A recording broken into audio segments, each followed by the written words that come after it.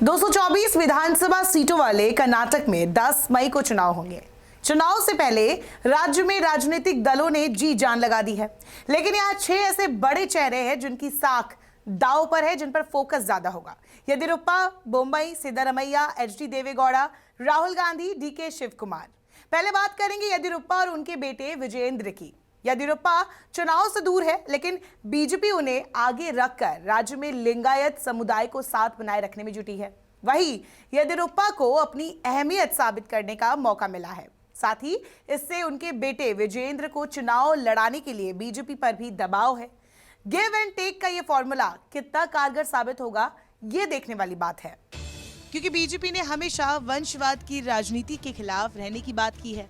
ऐसे में लिंगायत बाहुबली बीएस येदियुरप्पा के बेटे विजयेंद्र को विधानसभा सीट और सरकार में एक वरिष्ठ पद देना चुनौती होगी। बीजेपी ने 2018 के चुनाव में आखिरी समय में उन्हें टिकट देने से इनकार कर दिया था। हालांकि इस बार उनके मन की मुराद पूरी होने के संकेत मिल रहे हैं, जिसकी तस्वीर बीते दिनों देखने को भी मिली थी, जब शाह नाश्ते के लिए पूर्व मुख्यमंत्री के घर गए थे। तब अमित शाह ने बीएसवाई को अपना गुलदस्ता अपने बेटे को सौंपने के लिए कहा, ताकि विजयेंद्र अपने पिता से पहले शाह का अभिवादन कर सके।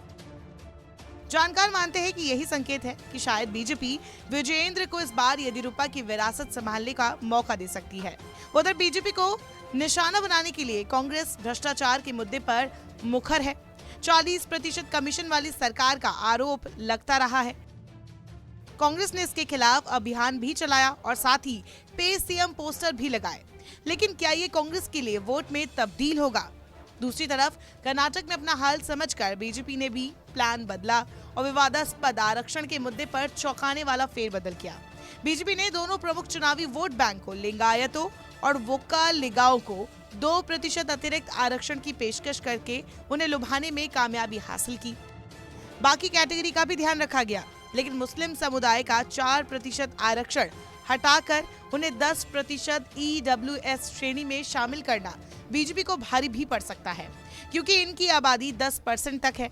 ऐसे में ये अपने मताधिकार का प्रयोग करने का फैसला कैसे करते हैं, इसका कांग्रेस और जेडीएस दोनों की संभावनाओं पर भारी असर पड़ेगा। अब या तो उनके वोट डिवाइड हो जाएंगे या फिर वो एकजुट होकर कांग्रेस में जा सकते हैं। राहुल गांधी के संसद में अपनी सीट गंवाने के बाद ये पहला बड़ा चुनाव होगा। कांग्रेस निश्चित तौर पर ये उम्मीद करती है कि गांधी जूनियर के लिए एक बड़ी सहानुभूति लहर होगी, क्योंकि उनकी भारत जोड़ो यात्रा को राज्य में बहुत अच्छा रिस्पांस मिला था। फोकस नरेंद्र मोदी और राहुल गांधी, येदियुरप्पा और बोम्मई और सिद्धारमैया और डीके शिव कुमार पर है। वहीं ये शायद जेडीएस के गौड़ा परिवार के लिए एक मेक एंड ब्रेक चुनाव होगा। तत्कालीन मुख्यमंत्री बोम्मई लिंगायत समुदाय से आते हैं, तो बीजेपी उन पर इस चुनाव पर भी दांव लगाएगी, लेकिन उनकी सरकार में करप्शन के तगड़े आरोप लगे हैं, गिरफ्तारियां भी हुई हैं। बोम्मई की सरकार पर 40% सरकार का टैग भी लगाया गया है। कोऑपरेटिव बैंक्स में स्कैम, असिस्टेंट प्रोफेसर की नौकरियों के लिए स्कैम, इसीलिए कर्नाटक की सरकार को 40% की सरकार नाम दिया गया है। जो भी करवाना है 40% कमीशन देके करवाया जा सकता है। हालांकि फिर भी बीजेपी बोम्मई पर दांव चलने के मूड में ही है। ऐसे में कह सकते हैं कि बोम्मई की साख भी दांव पर है। बीते दिनों सी वोटर के सर्वे में ये बात भी सामने आई थी कि सिद्धारमैया के बाद बोम्मई ही है कर्नाटक की जनता के दूसरे सबसे पसंदीदा मुख्यमंत्री दावेदार। तो साफ है इस चुनाव में बोम्मई पर भी सबकी नजरें टिकी होगी। अब बात करें एचडी देवेगौड़ा की, तो वो अपने 90 के दशक में प्रवेश कर रहे हैं। ये चुनाव उनके लिए आखिरी चुनाव भी साबित हो सकता है। गौड़ा परिवार की जेडीएस भी राज्य की तीसरी ताकतवर पार्टी है। ऐसे में इस बार जेडीएस की भी अग्नि परीक्षा है। एक तरफ देवेगौड़ा की आखिरी चुनाव में जीत का दबाव, दूसरी तरफ पार्टी को मजबूत बनाते हुए अच्छी सीटें लाना। अगर इस बार जेडीएस की संख्या 20 से नीचे आती है, तो इससे कांग्रेस या बीजेपी को पूर्ण बहुमत हासिल करने में मदद मिलेगी। ऐसे वक्त में जेडीएस के लिए राजनीतिक ताकत बने रहना बहुत मुश्किल हो सकता है। ऐसा इसीलिए कह रहे हैं क्योंकि पिछली बार भी गौड़ा के उनके गृहनगर हासन से बीजेपी प्रत्याशी की जीत हुई थी।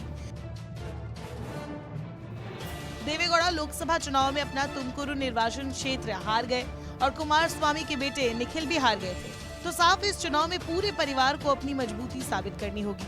वहीं सिद्धारमैया ने ऐलान किया है कि ये उनका आखिरी चुनाव है। अगर कांग्रेस इस चुनाव को हार जाती है तो वो एक बार अपने अभेद्य गढ़ दक्षिणी राजनीति में अपने वंश को तेज कर देगी। वहीं गुजरात में चुनाव लड़ने के बाद आम आदमी पार्टी कर्नाटक में भी आक्रामक रूप से आगे बढ़ रही है। कांग्रेस का जो बचा वोट बैंक है वो भी शिफ्ट हो सकता है। वही बात करें कांग्रेस के मुख्यमंत्री पद के दावेदार की, तो इसमें वैसे तो कहा जा रहा है कि सिद्धारमैया ही है मुख्यमंत्री पद के दावेदार, लेकिन डीके शिव कुमार भी उनके प्रतिद्वंदी है। हालांकि बीते दिनों सी वोटर के सर्वे में ये भी साफ हो गया था कि डीके शिव कुमार कर्नाटक की जनता के पसंदीदा मुख्यमंत्री की लिस्ट में कहीं भी नहीं आते हैं। बता दें कांग्रेस अभी भी राज्य में सबसे ज्यादा वोट शेयर हासिल करती है। 2018 के चुनाव में भी कांग्रेस ही पार्टी थी जिसे सबसे ज्यादा वोट शेयर मिले थे। हालांकि पार्टी 2013 को छोड़कर हाल ही में स्पष्ट बहुमत हासिल नहीं कर पाई है। ऐसे में इस बार कर्नाटक का चुनाव कई मायनों में अहम होने वाला है।